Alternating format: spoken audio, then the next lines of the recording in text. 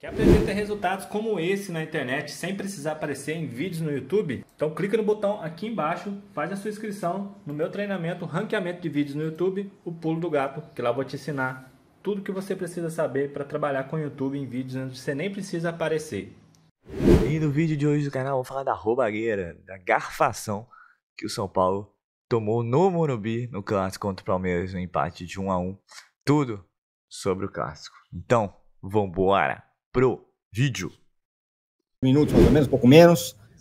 São Paulo 1, Palmeiras 1, jogo polemicíssimo no Morumbi, com direito a bronca e manifestação do presidente do São Paulo, Júlio Casares.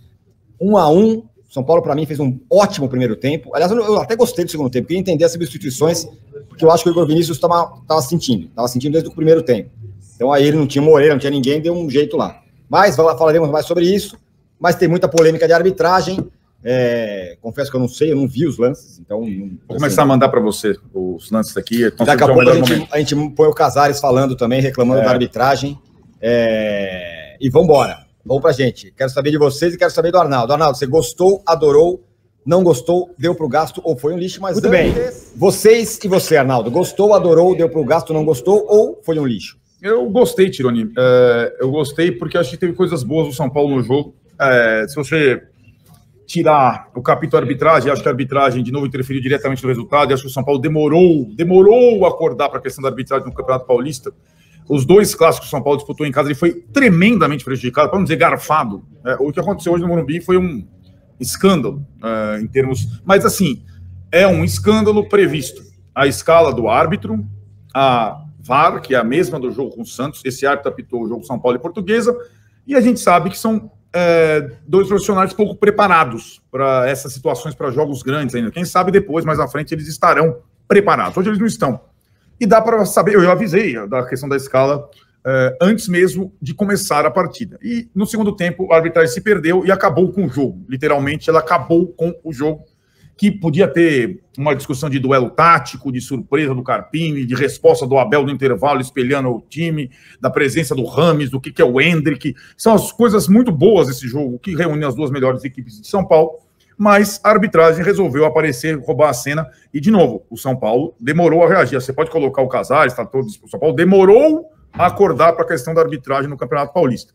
Como o adversário do São Paulo se comporta em relação à arbitragem sempre fazendo pressão, ele acaba sendo beneficiado, porque a arbitragem paulista é muito fraca. Então o Abel, hoje ele é digamos, não me toques, ninguém pode tocar no Palmeiras. E normalmente na dúvida tem sido pró-Palmeiras e na dúvida tem sido contra o São Paulo. Não só nesse jogo, mas no campeonato como um todo. Mas a arbitragem vai falar o Casares, a gente vai talvez fale o Carpini sobre isso, mas teve coisas também do campo que a gente pode discutir, inclusive a surpresa que a gente adiantou ali um pouquinho antes, a escalação do São Paulo com 3 zagueiros. Pois é, eu queria muito falar que eu gostei bastante do São Paulo armado pelo Carpini hoje. Talvez, cara, acho que talvez seja o melhor, do ponto de vista da estratégia, foi o melhor jogo do Carpini. Vamos falar do Rames também, que entrou no segundo tempo. Então, e o cara, gostemos ou não, achamos que pode jogar ou não, o cara, ele é muito diferente, né? Do ponto de vista técnico, é impressionante. Ah, sem dúvida. Entrou bem, inclusive. A questão aqui, que a gente tem já analisado o Carpini, e a gente tem falado nas lives, o Carpini monta bem times para os jogos, quase todos eles. Pensa na estratégia também de acordo com o adversário. Embaralhou o Palmeiras completamente. São Paulo podia ter feito 2, podia ter feito 3, aí a arbitragem entrou no negócio. Agora, o Carpini, durante o jogo, a partir das trocas, ele se confunde um pouco. Então, de novo, ele ficou sem fazer 2 substituições, muitos jogadores do time exaustos, Verdade. E dos que entraram, o Rames Rodrigues entrou bem pra cacete, o Eric não entrou tão bem e o Michel Araújo entrou mal, né?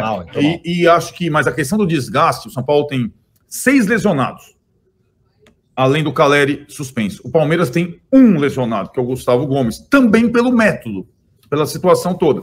Então, o Carpini, só que o elenco do São Paulo, e o Carpini está conseguindo tirar para a estratégia de alguns jogos bastante desse elenco, a partir do momento em que começa o momento das trocas, ele se perde um pouco, e acho que aconteceu isso de novo hoje. Eu falei que o Moreira não tinha lateral, estava no banco, né? Não sei se ele poderia ter entrado, né? Eu também não entendi a mudança dele, porque aí foi o Ferrares de lateral, depois ficou o Eric ali meio de lateral. De ala, né? Falando aqui, ó. Hoje é um conjunto desastroso. Já teve um pênalti dado ao Santos, com a presença do VAR quando a Edna não marcou pênalti. Depois teve a expulsão contra o Bragantino do Arboleda, nitidamente que não era lance para expulsão. E hoje foi um absurdo. A Federação Paulista, que nós apoiamos, a Federação Paulista, que faz o melhor campeonato do Brasil, não pode atuar dessa forma. Eu vi agora o auxiliar do árbitro xingando o Caleri. Eu vi o auxiliar do Abel, que acho que é João o nome dele, rindo, ironizando. Chega do Abel apitar jogo no Paulistão. Ou a federação tem força e autonomia, ou nós vamos repudiar, inclusive em todas as instâncias. Hoje foi uma vergonha o que nós vimos no Morumbi. Um pênalti absurdo, e depois o VAR chama o árbitro num pênalti legítimo, Luciano, e ele se acovardou. E olha, a agressão ao Pablo, que quase arrebenta o moleque, era para cartão vermelho direto. Mas mesmo assim, ele deu amarelo e o VAR se omitiu. Hoje é um dia triste na memória do futebol paulista. Reitero, o futebol paulista que é forte, que tem uma liderança grande do Reinaldo. Mas não pode acontecer o que aconteceu hoje. O Caleri foi e nós queremos representar contra esse auxiliar do árbitro. Xingou o Caleri e o Caleri estava quieto. Todos protestando e chamando ele, que ele se acovardou quando o VAR chamou. E o lance do Pablo é uma vergonha. Um garoto que foi convocado para a seleção brasileira. Um pênalti absurdo. Um pênalti desse do goleiro, se for assim, ele tem que dar durante jogos 4 ou 5 por jogo. Porque o goleiro sai, a bola é dele. Então eu lamento, não é exaltação, porque a vitória era merecida pelo resultado construído do campo. Mas nós lamentamos profundamente a omissão do VAR, a incompetência do árbitro e principalmente a omissão. No lance do Pablo, ele deu amarelo e o VAR não chamou. O que o VAR está fazendo? O que o VAR está fazendo? Ele acha um pênalti contra o Santos. Depois ele acha uma expulsão contra o Arboleda. Aí vem aqui, nós fomos protestar, o auxiliar do Abel, parece que é João o nome dele, veio ironizar. Não se faz futebol assim. Lamentável. E nós vamos reagir. Aqui no Morumbi não vai acontecer mais isso.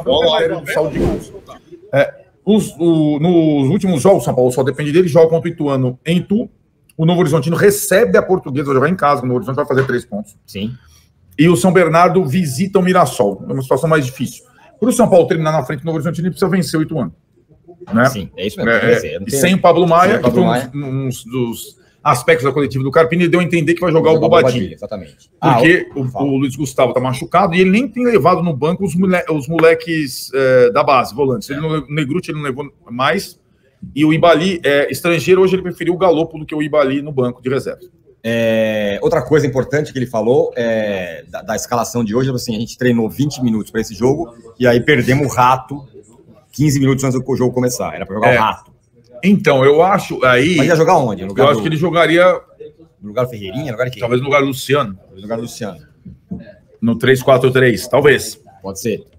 E aí seria um time ainda mais agressivo, rápido e que pressiona o adversário na saída de bola.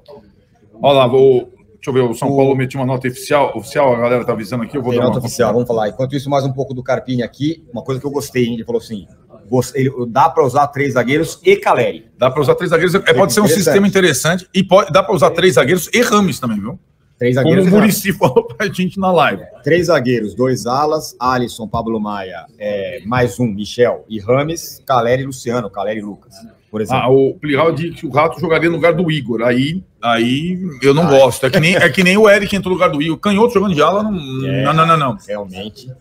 Sabia que o Palmeiras ia contratar o reforço, mas não sabia que eram os juízes aqui, o Paulo Azeredo, o Edson Pinheiro. Em 2 palavras, fomos roubados. Em momento algum, Piqueires visa a bola. Se o pênalti seria gol, é outra história, mas foi pênalti claríssimo.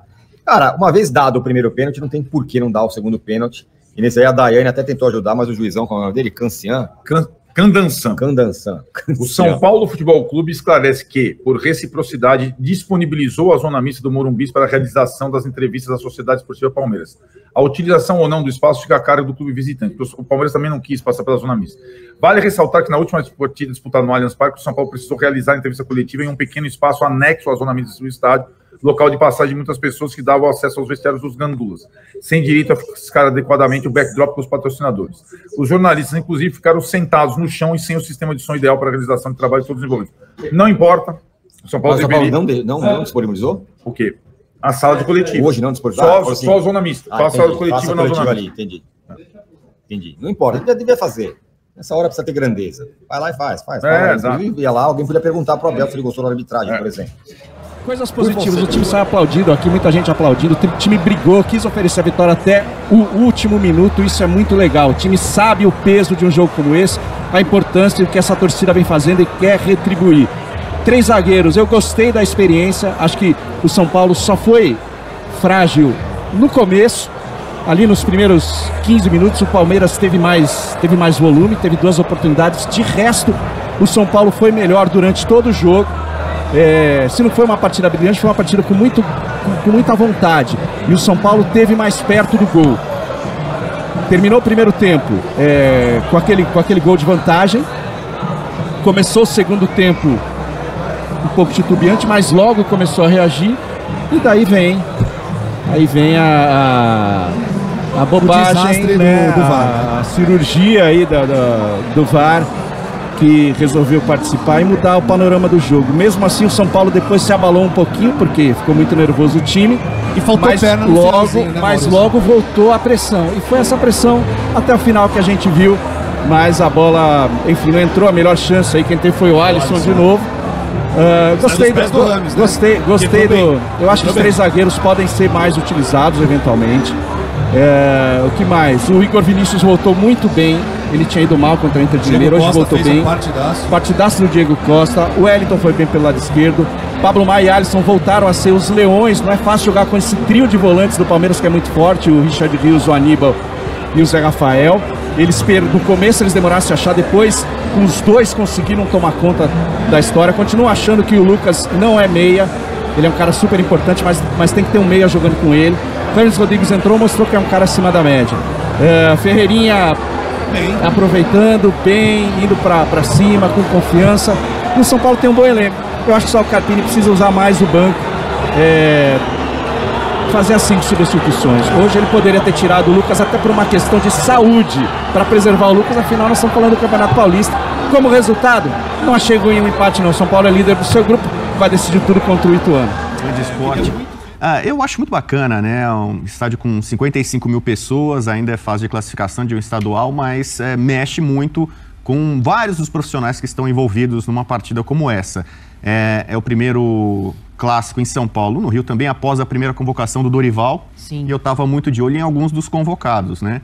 Então, por exemplo, a gente viu um lance ali, capital da partida, envolvendo o Rafael, goleiro do São Paulo, que acabou de ser convocado pela primeira vez, e o Murilo. O Murilo, para mim, fez uma boa partida. O Rafael, nesse lance, a gente vai discutir depois se foi pênalti ou não, mas não foi bem. Pablo Maia fez uma partidaça, para quem está discutindo também, o Dorival tem dado preferência por alguns jogadores que ele conhece. O Pablo Maia, para mim, de tantos volantes que tinha no Morumbi, foi o melhor em campo. E acho que o São Paulo, quando estava em vantagem, com o gol do Alisson, que é um dos volantes, e uma roubada de bola do Pablo Maia, envolvido num lance com outro volante, que é o Rios, que poderia ter sido expulso. A gente também vai falar. Então, pessoal, tem muita coisa para falar do clássico. Arbitragem, novamente, né? No Morumbi, novamente, né? Com o Santos foi a mesma coisa, quando o Palmeiras foi muito pior.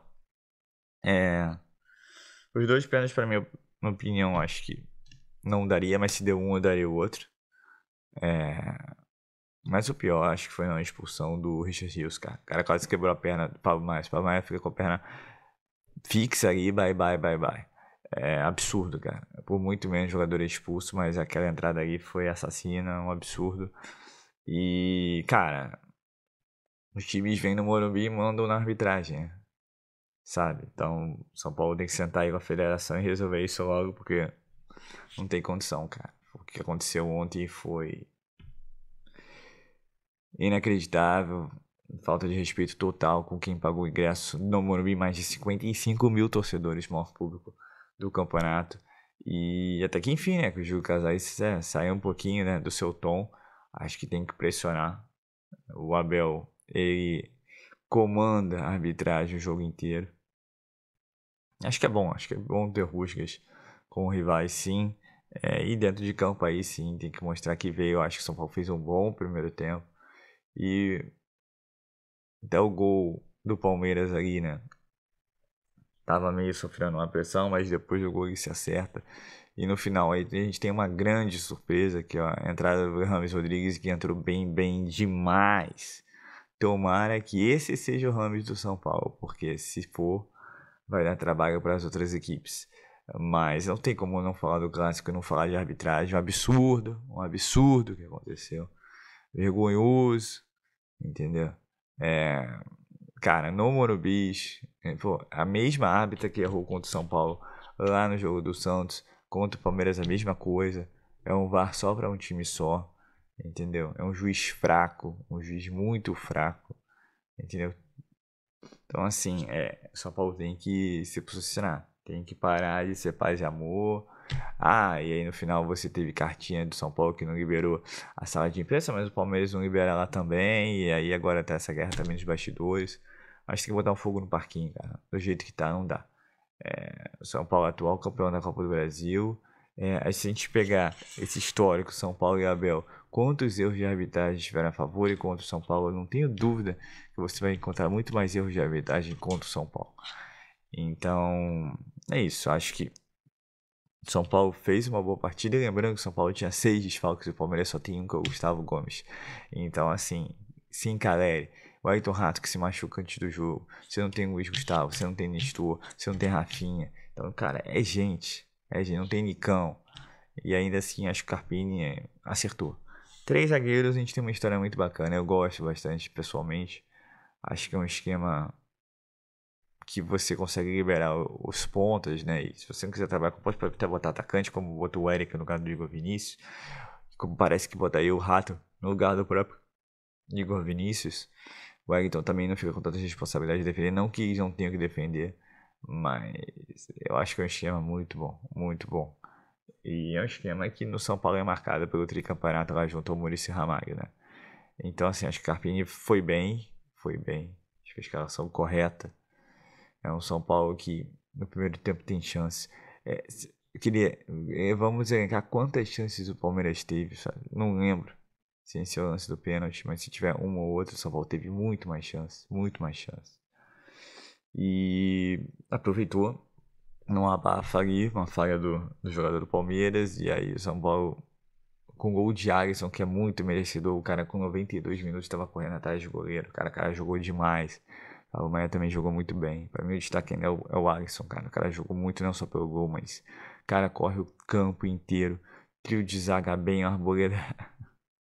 A Arboleda é um monstro, cara. A Arboleda é um monstro. Ferrarese com um pouco de dificuldade ali na direita, principalmente no primeiro tempo. Depois no segundo tempo se acertou. Mas o Diego Costa também é outro que não perde clássico.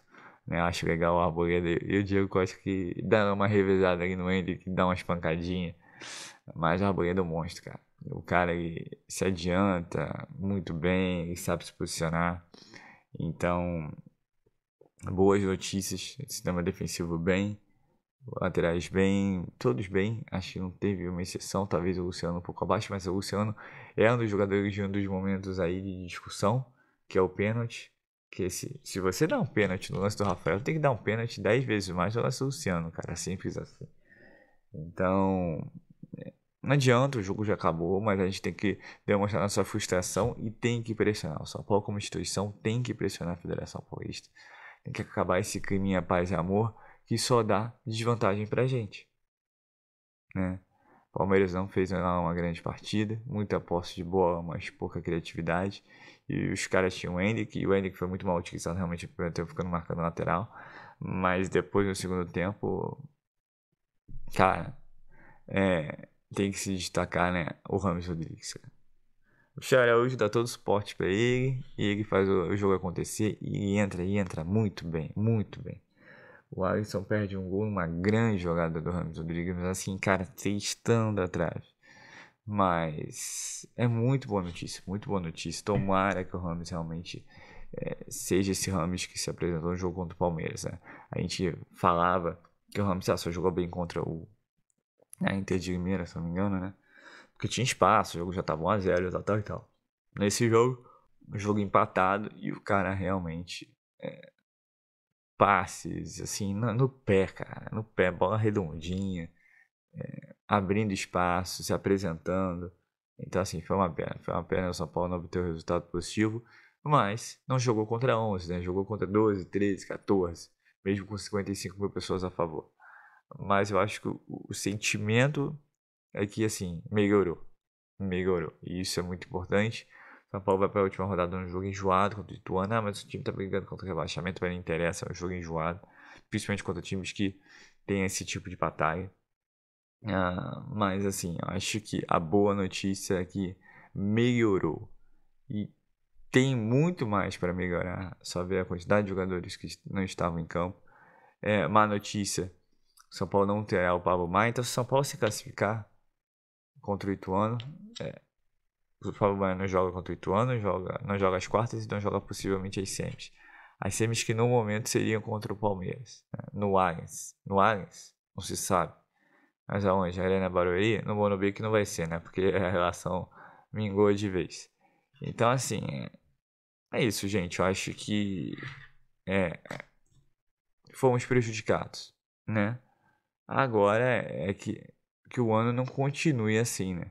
Que seja tomada uma providência, que essa direção, gestão e todos sejam mais presentes nessa pressão.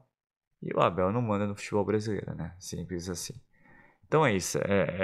É um empate com sabor, quase ficou aquele sabor de vitória, né? O São Paulo também tem que parar de perder oportunidades, mas assim, foi um bom jogo do São Paulo, como um todo. Quem começou, quem entrou, Michel Araújo também foi bem, o pessoal que entrou foi bem.